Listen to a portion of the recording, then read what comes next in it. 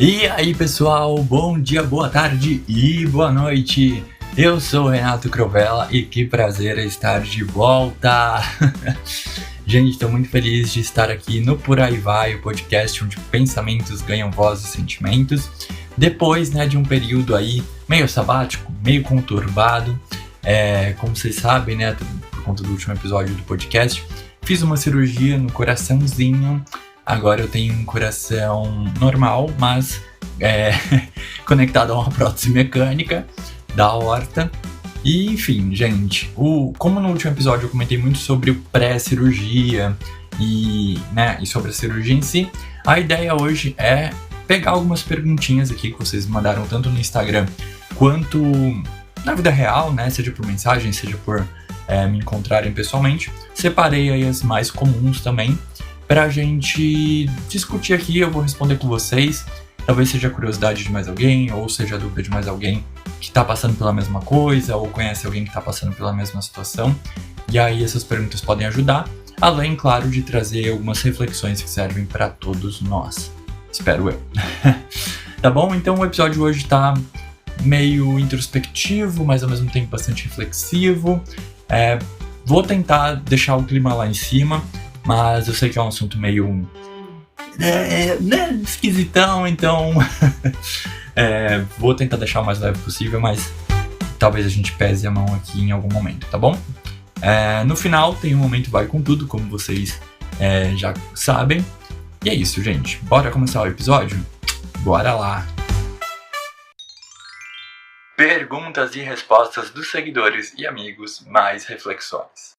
Bom, gente, então aqui vão as perguntas, tá, que eu peguei. Já vou começar com uma que veio do Instagram e eu confesso que eu não entendi, tá? Vou tentar responder ela da forma mais abrangente possível.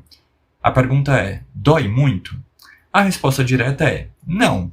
Assim, hoje não tá doendo nada, na real, Porque já vai fazer quase 2 meses da cirurgia e não tá doendo mais, gente, mas assim, na cirurgia em si a gente não sente nada, porque a gente tá com anestesia geral, então obviamente você apaga e só vai acordar algumas horas depois, então não sente nada. E imediatamente após a cirurgia também eu lembro de sentir incômodos, mas não chegava a ser dor, porque a gente toma remédios muito fortes, quando a gente tá no hospital, principalmente após a cirurgia, morfina, aí depois vem dipirona e tal, e você toma isso com uma certa frequência.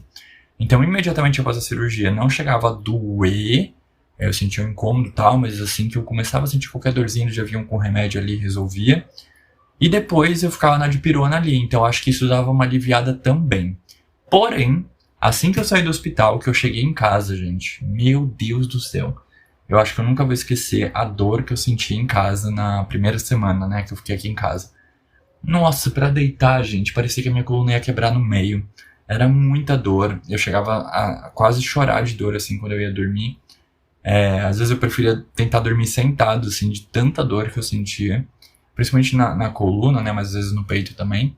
Só que aí também com o tempo foi passando, agora já tá bem mais tranquilo e não sinto mais dor, tá? Então, acho que eu respondi essa pergunta, mas se tiver alguma especificidade nessa dor aí que você quer saber, por favor, comenta aí que eu vou mandar, que eu respondo mais, tá? Próxima pergunta. Vou ter alguma limitação para o resto da minha vida por conta da cirurgia ou vida normal? Gente, vida normal, tá? Inclusive mais normal do que antes da cirurgia, porque, esse sopro me limitava em algumas questões, gerava alguns incômodos também, e agora, vida normal, então não tem mais limitações, tá? A única questão é que agora eu tenho que tomar um anticoagulante pro resto da minha vida por conta da prótese mecânica que eu coloquei, tá? Então, em linhas gerais, não lembro se eu já expliquei isso, mas a prótese, por ser mecânica, não pode deixar o sangue coagular nela, porque senão pode entupir a válvula ou ter algum outro tipo de complicação. Por isso, meu sangue tem que estar bem fininho, tá? A gente tem um índice que mede isso, que é o INR, ou de uma pessoa normal, se eu não me engano, tá, gente? Não sou médico, então posso estar passando a informação errada. Mas se eu não me engano é de 1,0 e o meu tem que estar entre 2,5 e 3,5, tá? Então é muito mais fino do que de uma pessoa normal. Então tem que tomar muito cuidado com corte, com sangramento, com perfuração no corpo, essas coisas assim, tá? Mas fora isso, vida normal. Terceira pergunta.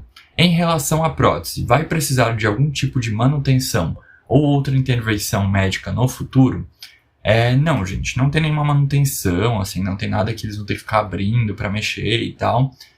A única questão é que sim, daqui a alguns, espero eu, muitos anos, vou ter que passar por uma outra intervenção médica para substituir a prótese, tá? Eu tô com a prótese mecânica, como eu falei, então ela tem uma durabilidade maior do que a prótese biológica, por isso que eles não quiseram colocar a biológica em mim, porque, né, ela dura menos tempo, então como eu sou jovem não faz sentido ter que ficar operando toda hora, até porque toda vez que opera aumenta o risco da cirurgia. Então botaram a mecânica porque ela dura aí 30, 40, às vezes até 50 anos. Então, fora que, né, a gente vê a ciência evoluir bastante e pode ser que nesses 30, 40, 50 anos inventem alguma coisa que até tirem, né, a necessidade de fazer essa intervenção médica no futuro, de substituir a prótese, ou que seja uma cirurgia menos invasiva, enfim. Por enquanto, o que a gente tem de dado é isso. E assim, gente, não sei se eu vou fazer de fato essa cirurgia médica daqui 30, 40, 50 anos. Eu comentei com todo mundo que eu não pretendo passar por essa cirurgia de novo na minha vida, essa experiência de ficar internado no hospital tanto tempo. Não quero nunca mais passar por isso. Mas, né, quem sabe daqui 30, 40, 50 anos minha opinião não muda. Então vamos ver, tá? Mas é isso. Próxima pergunta. Qual foi a primeira música que você ouviu depois da cirurgia? Eu amei essa pergunta. Gente, a primeira música, óbvio, né, assim, enquanto eu tava no hospital, eu tava assistindo TV, tava vendo programação normal, tal, vídeo no YouTube, então pode ser que eu tenha escutado alguma outra música primeiro, tá? Mas a primeira música que eu peguei o Spotify, abri pra ouvir, foi Eyes Closed, da Imagine Dragons, uma música que eu amo demais, eu me identifico demais com aquela música, eu amo muito, muito, muito. E, enfim, fiquei super emocionado quando eu ouvi, eu tava sozinho no quarto, né, nesse momento. E eu dancei, chorei, e foi, se eu não me engano, o primeiro dia que eu saí da UTI e fui pro quarto. Então eu tava muito aliviado, assim, sabe? Tipo, com a sensação de que finalmente eu ia, né? Tinha alguma esperança de voltar pra casa e tal. Porque na UTI tava babado, tá, gente? Mas deixa abaixo, que isso daí é assunto pra outra seara. Próxima pergunta. Como ficaram seus planos pra morar fora do Brasil agora? Polêmica. Gente, agora, sem planos. Sei que vocês sempre me associam, né, com essa coisa de morar fora. Sabem que eu, né, sempre tive muita vontade de morar fora. Sempre falei que eu nunca ia morar em São Paulo, ia morar só fora. Mas, por enquanto, sem planos, gente. A minha vida virou de ponta cabeça. Eu ainda tô processando algumas coisas. Ainda preciso ver como vai ser minha volta ao trabalho, né, como é que vai ser muita coisa. Então, agora eu zerei meus planos. Até porque, gente... sendo bem sincero, né? Depois que eu passei por toda essa experiência, eu fiquei pensando, e se isso acontecesse lá fora, sabe? Não, eu não ia ter menor estrutura, eu não ia saber falar com os médicos, não ia entender o que os médicos estavam falando, muito provavelmente ia ter um tradutor, mas enfim, vai que não tem, e não ia ter suporte, sabe? Minha família e tal, fez toda a diferença, meus amigos. Então eu não sei se eu passaria por isso lá fora, entendeu? Eu não me vejo passando por isso lá fora. O sistema de saúde do Brasil, né, que a gente pode contar com o SUS, tudo bem, tem N problemas, N questões, que eu não vou entrar nessa seara, mas a gente pode contar com isso, não precisa fazer uma dívida, né, pra resolver algum problema de saúde. Mesmo se não precisar do SUS, eu sempre tenho plano de saúde, né, eu tenho essa cobertura pro meu trabalho e tal, sempre arrumei empregos que tenham plano de saúde. Então, aqui eu me sinto mais amparado, me sinto mais seguro. Eu vou ter que ficar indo em médico pro resto da minha vida por conta do anticoagulante, então isso daí tem que estar sempre medindo, né, sempre verificando. E aí imagina fazer isso lá fora, sabe, ter que ficar marcando médico gringo, aí ter que ficar gastando em euro, em dólar, que seja. Não tô afim, gente, não tô afim. Então, assim, morreram meus planos de morar fora do Brasil, tá? Óbvio, eu mudo de ideia como quem muda de cueca, então pode ser que isso daqui uma semana mude, mas já faz aí uns 2, 3 meses que eu tô com essa opinião e acho que não vai mudar tão cedo, tá? Sentiu algo durante a cirurgia? Teve algum tipo de experiência, entre aspas, espiritual que te fizesse repensar ser ateu ou a sua espiritualidade / religião? Gostei dessa pergunta. E não, gente, não senti nada durante a cirurgia, né? Não sei se estava falando aqui de algo físico, mas como eu expliquei, a gente faz a cirurgia completamente apagado, a gente só vai acordar já no quarto do hospital. Então não senti nada, não lembro de nada. A última coisa que eu lembro foi deles me colocando dentro do centro cirúrgico, na maca ali, né, onde seria feita a operação. E eu lembro que eu tava com muito, muito, muito frio, tava tremendo muito. E você tem que ficar, né, praticamente pelado, eu acho. Eu não lembro se a gente fica pelado ou só de cueca. Mas enfim, né, você fica ali à mercê dos médicos. E eu tava tremendo muito, muito, muito, muito. E eles me perguntaram se eu tava tremendo porque eu tava tendo, tipo, uma convulsão, se era emocional ou se era frio. E eu falei, não, é frio. E eles botaram uma manta em cima de mim, botaram uma placa nas minhas costas e aí eu capotei.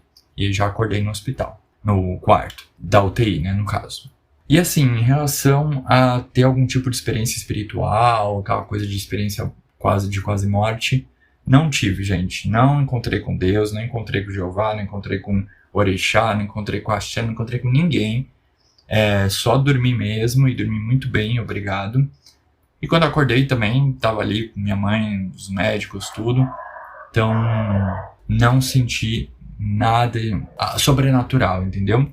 E por isso sigo sendo ateu. Eu falo que eu tenho a mente aberta, desde que, né, o mundo mostre experiências pra mim, não cai em dogma, não cai em palavra do livro tal. Não me interessa o que os livros falam. Eu sou muito de viver as coisas, né? Sou muito... Como é que é a palavra? Gente, tô ficando burro. Empírico, né? Então, se eu não vivi a coisa, eu não acredito. É óbvio, né? Tem coisas que a gente acredita por conta de N estudos que acontecem. Mas nesse campo da religião, só acredito se eu viver, se eu presenciar, se eu... Enfim. E não é o caso, até hoje nunca vivi nada sobrenatural que valesse a pena, pelo menos. Então, sigo sendo ateu e essa experiência não mudou nada em relação a isso, tá? Eu acho que só reafirmou o quanto eu sou ateu. Mas enfim, entendo que essa é a minha experiência, talvez você discorde. Próxima pergunta. Você chegou a pensar que iria morrer em algum momento? Se sim, como foi sua relação com a ideia de morte? Eita, que aqui o clima pesou. Na outra eu já tinha dado uma pesadinha, mas agora foi de vez. Gente, claro que pensei em morrer. Que eu ia morrer, né, no caso. Em morrer de fato. Teve 2 momentos, assim, que eu acho que marcaram mais, não sei se foram os únicos. Mas um foi quando eu tava prestes a ser internado. Não lembro se foi no último dia que eu trabalhei ou se foi no dia antes da internação, tá? Mas eu lembro que caiu a ficha do tipo, porra, e se eu morrer? E aí agora não tem mais tempo pra mudar nada na minha vida. E tem tanta coisa que eu me arrependo de tá fazendo, enfim, tá sacrificando em prol de um futuro. Esse futuro nem vai chegar e tal. E aí eu entrei em desespero e comecei a chorar. Eu tava deitado na cama, não parava de chorar. Acho que eu fiquei a noite inteira chorando. Arrependido da minha vida, arrependido de um monte de coisa. E aí, enfim, né, passou. Fui internado, blá blá blá. E aí a outra vez foi na sala de espera da cirurgia. Que eu tava lá, tá? Aí eu já tinha me despedido da minha mãe, então eu já tinha gerado aquela comoção. Mas eu tava, né, sendo bem confiante. Até a hora que eu cheguei lá na sala de espera, aí, sei lá, tava um ar esquisito. Né, a coisa assim da sala de espera dá um susto na gente. E aí eu comecei a pensar, eu falei, porra, caralho, eu acho que eu vou morrer. Eu acho que eu tô passando por tudo isso porque eu não, né, é meu fim e tal. E se realmente for, agora eu tenho que fazer, meu Deus, falta tipo 2 minutos, o que eu faço? Será que eu rezo? Será que eu, né, o que eu faço? Deu um desespero, mas aí eu percebi, né, que eu já ia entrar em cirurgia, então eu falei, não posso entrar nessa vibe, tenho que mudar isso aí. E aí tentei cavocar, assim, pra voltar a ser confiante, a acreditar que ia dar tudo certo. E deu certo, gente. No fim, né, sobrevivi à cirurgia, tô ótimo. Então esses foram os 2 momentos, assim, que me marcaram em relação a pensar na morte. Agora, como que foi a minha relação com a ideia de morte? Foi o que eu falei. Eu revi totalmente a minha vida. Eu tinha certeza, assim, que quando eu voltasse eu ia mudar muito, eu ia, sabe, ser mais, assim, de viver a vida. Só que no hospital isso ficou muito forte, né? Depois que eu voltei da cirurgia, comecei a fazer planos, comecei a fazer contas, comecei a fazer um monte de coisa, porque eu tava decidido que eu ia mudar drasticamente a minha vida. Mas aí eu voltei pra casa e, cara, é bizarro o poder do meio sobre o indivíduo. Não tô falando assim sobre os meus pais nem nada, é sobre o meio mesmo, é sobre você tá naquele mesmo meio, sabe? Eu instantaneamente voltei a pensar exatamente como eu tava antes da cirurgia. Comecei a aceitar a minha vida do jeito que é, agora também com perspectiva de futuro foi tipo, tá bom, não tem por que mudar tudo agora, eu preciso disso, preciso daquilo, preciso ser assim, preciso ser assado, então aceita que dói menos. E aí voltei exatamente ao ponto que eu tava. Então teve essa mudança, mas ela não perturou, pelo menos por enquanto. Tem um gás, tem um negocinho aqui que tá escondidinho, eu tô só esperando o momento certo para, né, a fagulha para fazer esse gás aí estourar e ver se vira alguma coisa. Mas por enquanto ele tá bem guardadinho, espero que ele não se apague a tempo. Próxima pergunta. Voltar da cirurgia mudou algo em relação à forma como você vive / encara a sua vida? Já respondi também, né, gente? Mudou pro momento, mas depois já voltou ao normal. Próxima pergunta. O que você aprendeu nesse período difícil? Gente, eu aprendi muita coisa. Eu acho que daria um podcast só pra falar de tudo que eu aprendi nesse período. Mas eu acho que as principais lições. A primeira é que nosso tempo não é infinito, né? Então, isso eu aprendi muito antes da cirurgia e depois isso se constatou. Mas como eu falei na outra questão, né, é uma coisa que eu aprendi, mas ainda não absorvi de fato esse aprendizado, porque eu já estou repetindo os mesmos erros. Então, assim, o que a gente quer fazer, a gente tem que fazer hoje, a gente tem que dar um jeito de priorizar, sabe? Porque senão a vida ela vem e esmaga a gente, quando a gente vai ver, passaram-se anos, a gente ficou aí tentando fazer algo para gerar a coisa que vai te dar ali a escada para você fazer o que você quer. Não, já vai direto no que você quer, não fica perdendo tempo, sabe, em curvas, em outros jeitos. Se você quer, vou dar meu exemplo, né? Você quer ser ator, você quer ser comunicador, cara, vai nisso. Para de ficar gastando tempo com física, com química, com não sei o que, com tecnologia, já vai direto na comunicação, já vai direto no teatro, entendeu? Não fica dando volta. Você quer ser, sei lá, veterinário, e você acha que, primeiro você tem que fazer uma medicina. Não, vai direto no veterinário, entendeu? Enfim, gente, priorizem os sonhos de vocês, priorizem as vontades de vocês, porque depois mudar a rota pode ser um pouco mais trabalhoso, digamos assim, né? A gente com 30 e poucos anos não é a mesma coisa que com 18 anos. A gente ainda tem margem para errar, a gente ainda tem margem para recomeçar a vida a qualquer idade, mas é mais difícil. Agora vamos pro momento Vai Com Tudo. Vai com tudo assistir O Diabo Veste Prada 2. Gata, depois de 20 anos, O Diabo Veste Prada ganha sua continuação agora em 2026. E o filme mostra Miranda Priestly, a Meryl Streep, enfrentando o declínio da revista Runway na era digital. Ela é forçada a negociar com a sua ex-assistente Emily, vivida pela Emily Blunt, agora uma poderosa executiva de luxo. Gata!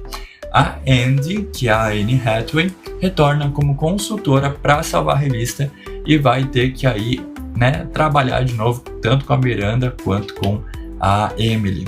O filme tá um sabor, gente. Eu vejo muita gente elogiando. Eu assisti também. Eu amei. Tem cenas icônicas. O filme se passa em Milão, então deu uma saudadezinha do meu Milãozinho. Ai, gente, eu amo. Tem cenas, assim, de moda. Fala muito sobre a nossa situação atual, né, em relação à substituição de emprego por IA, essa coisa das empresas, enfim. O filme tá muito interessante, muito legal. Não é um filme fútil, tá? Ele é divertido, mas ele tem ali umas questões bem interessantes, bem contemporâneas. Por isso que ele não poderia estar fora do nosso momento Vai Com Tudo, tá? Inclusive, quero falar mais dele no próximo episódio. Se você gostou, deixa aqui nos comentários o que você achou. E se você não assistiu ainda, assiste pra gente poder comentar no próximo episódio. E é isso. Muito obrigado por terem escutado o episódio até o final. Espero que vocês tenham gostado. Não esquece de me seguir nas redes sociais, @Renato Crovella, no Instagram, no TikTok. Eu acho que no YouTube, se vocês jogarem @Renato Crovella, também aparece o meu canal. Se não, é só pesquisar ali Renato Crovella. Sigam o podcast, tá, gente? Se você tá ouvindo pelo YouTube, se inscrevam no canal. Se você tá ouvindo pelo Spotify, segue ali. E acho que por outras plataformas de streaming também funciona assim, tá? Só seguir o canal ali pra eu saber que vocês gostam do conteúdo e querem ver os próximos episódios, tá bom? Então, a gente se vê no próximo episódio, que eu vou comentar Diabo Veste Prada 2, Demolidor Renascido e alguns outros assuntos aí que estão na mídia no momento, tá bom? Um beijo, um abraço e até a próxima. Tchau!